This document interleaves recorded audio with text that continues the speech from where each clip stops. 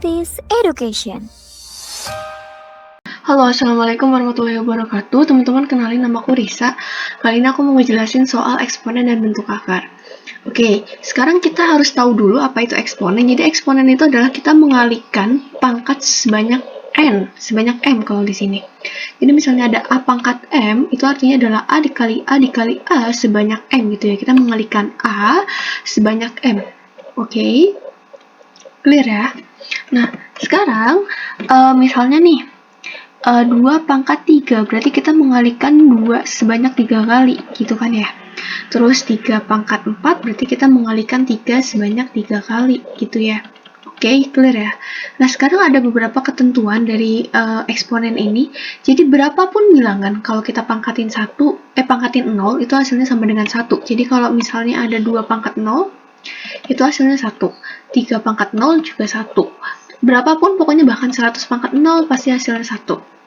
Terus, habis itu, kalau kita punya pangkat negatif, itu artinya adalah itu sepernya gitu, seper A pangkat N. Maksudnya gimana tuh, Kak? Jadi misalnya aku punya 2 pangkat min 2, ini sama dengan 1 pangkat 2 pangkat 2. Terus aku punya 3 pangkat min 3, ini jadinya 1 pangkat 3 pangkat 3. Gini ya. Oke, clear ya? Nah, sekarang kalau kita punya pangkat gitu ya, pangkat terus kita kalikan, ini tuh sama aja, tinggal kita jumlahin aja pangkatnya, kayak gitu. Terus kalau misalnya pembagian, itu tinggal kita kurangin aja, kayak gitu pangkatnya. Dan kalau misalnya ada dalam kurung kayak gini nih, a pangkat m dalam kurung dipangkatin lagi sama n, ini tinggal kita kalikan aja si m-nya sama n-nya gitu. Misalnya nih 2 pangkat 3 terus dikuadratin, ini jadinya 2 pangkat 3 kali 2, berarti jadinya 2 pangkat 6, gitu ya. Oke, sekarang kalau misalnya ini A sama B-nya bilangan beda nih, terus habis itu dipangkatinnya sama, makanya bisa ditulis kayak gini. Contoh, misalnya 2 pangkat 2 terus 3 pangkat 2. Nah, ini sama aja kayak 2 kali 3 dipangkatin 2. Oke, clear ya? Terus selanjutnya, kalau misalnya kita punya ini pecahan kayak gini, gitu ya. A pangkat M dibagi N, itu sama aja kayak kita akarin A pangkat M, terus kita pangkatin N. Misalnya aku punya 2 pangkat 2 per 3, 2 per 3 ini ya.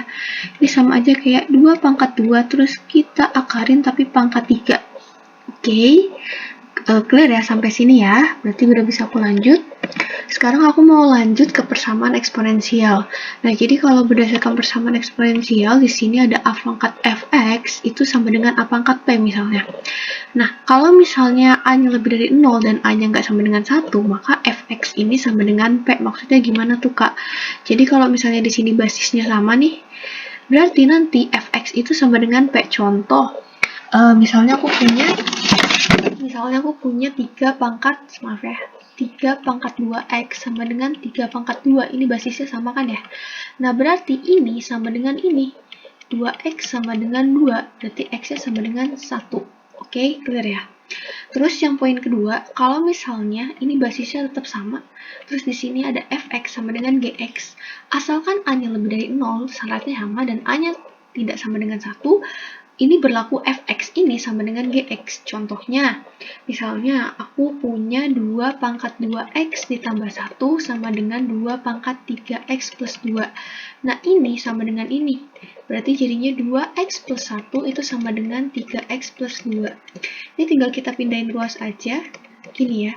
Nah, berarti x-nya ini sama dengan min 1. Ada pertanyaan sampai sini udah clear ya? Oke, untuk ketentuan selanjutnya aku bahas di slide berikutnya ya teman-teman. Ladies Education.